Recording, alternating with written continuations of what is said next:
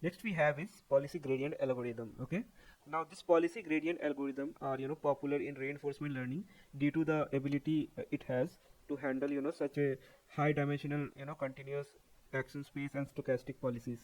Now these algorithm basically use a stochastic policy function that maps state to probability distribution over actions, making it easier to handle continuous and stochastic action spaces. So the performance of the policy is measured by performance metric such as expected total reward as well. Now the basic approach of this policy gradient algorithm is to estimate the gradient of the performance metric with respect to policy parameters, and then update the policy parameter in the direction of gradient. The update is typically performed using stochastic gradient descent, where the gradient is estimated using a batch of sampled trajectories from the policies. Now if you guys don't know what is gradient descent, or even or like stochastic gradient descent, so stochastic gradient descent is a variant of gradient descent. I mean, that's why the algorithm named as policy gradient. Now if you don't know, let me tell you a short description. So gradient descent is a iterative optimization algorithm.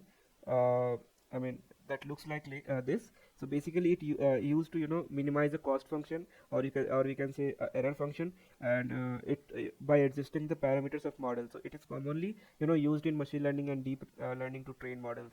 Now the goal of this gradient descent is to find the optimal value of the model parameter that minimize the difference between um, the predicted output and the actual output.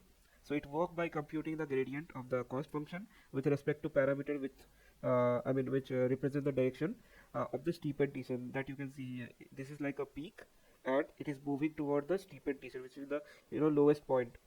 So that is what we want to reach, right? A lowest error. Okay, so the algorithm start with some initial value of the model parameter and iteratively update the parameter by taking a small step with the help of learning rate that we have learned. Okay, so in the direction of negative gradient. So the size of this step is controlled by learning rate hyperparameter parameter, like I told you, which determines how quickly the algorithm converges to minimum or cost function. So this process continue until uh, algorithm reaches a minimum, at which the point the parameter are considered to be optimized. So the minimum can be either a local minima or global minima. Okay, and depending upon properties of cost function, uh, I mean we found. So I mean, we'll see that later in I mean, you can even see in machine learning tutorials I have explained it in better way. So moving towards, so um, yeah, so that is what this policy gradient is. I mean, this stochastic gradient. Now so policy gradient algorithm can be classified into I mean, on policy and off policy algorithm. So on policy algorithms such as reinforce, actor to critic. So basically what they do, they update the policy using current policy experience, while off policy algorithm such as TD3, DPG, etc. update the policy using experience from the separate buffer. Okay. Now this policy gradient algorithm have been successfully applied to a wide range of tasks like robotics, playing game, natural language processing. Now I mean, one of the advantage of policy gradient algorithm is that they can learn directly from raw sensory inputs such as image, audio signal. I mean, without the need of feature engineering. And however, there can be computationally expensive, especially in high dimensional state and action space. Since we have learning the advantage, let's see what all more advantages of this. So basically, as far as I know, so I mean, the advantages of policy gradient algorithm includes is handling the continuous action space, which means in policy gradient method we can handle continuous action space directly without the need of I mean discretization. Okay, and which is like major advantage over value based methods such as q learning. Now it has stochastic policies also. So what that means is policy gradient algorithm that can learn stochastic policies, which can be useful in domains while exploring different action in important for finding it is important for finding optimal policies, because without exploring I mean, the agent will never know, right? Now another advantage is better convergence property. So what I mean by that is, so policy gradient algorithm has better convergence property that I mean, than any value based method we have learned till now in some cases. So such as it high dimensional or continuous state space, this policy gradient outperform any algorithm. So that is the main advantage. Now coming to disadvantage of policy gradient algorithm includes like high variance. So what I mean by high variance is that policy gradient method can suffer from high variance, haziness, or you can say like which can help them slower to converge compared to value based method. Okay, when there is very disturbing data, so that time what happens, it learns slowly, but it takes so much time and computational energy, and that's why it's very expensive sometime when the data is not that stable. Now it has also one disadvantage, that is local minima. And so policy gradient method can converge to local optima rather than global optima, which lead to suboptimal policies. So if we leave our agent till local optima, our agent will never gonna learn what exactly the global optima is.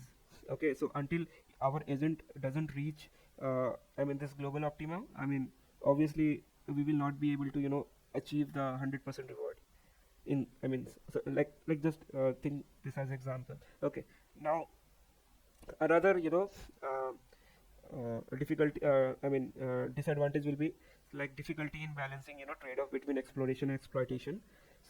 So that is policy gradient method require a careful balance between exploration and exploitation to ensure that the agent explore enough to discover new and better policy while also exploiting what it has learned so far.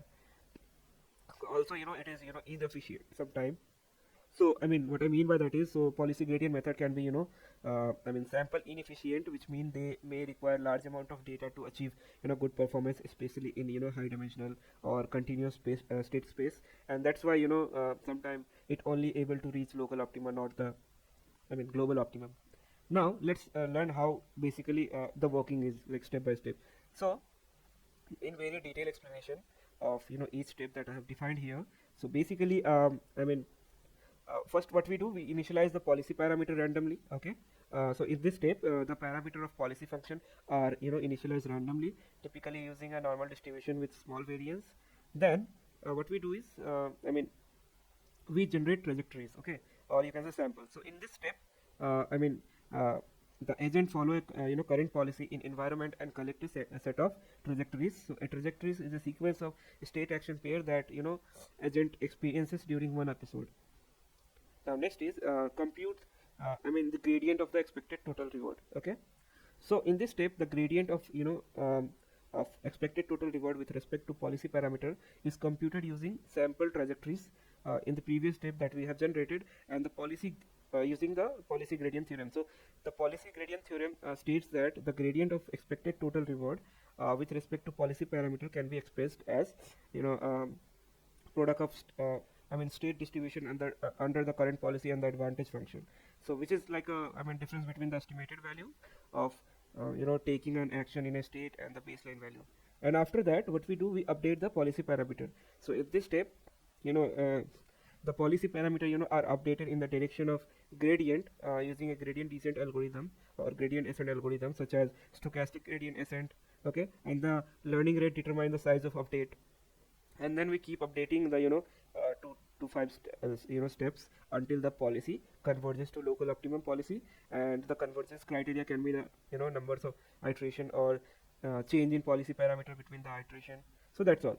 Now if I tell you, overall the policy gradient algorithm is like a effective approach to solve any kind of reinforcement learning problem when and only the action space is continuous and the policy is differentiable. Okay, and it has successfully applied to various application like robotics, anonymous car driving, game playing, etc. So now after this video, let's see an example of policy gradient using Python.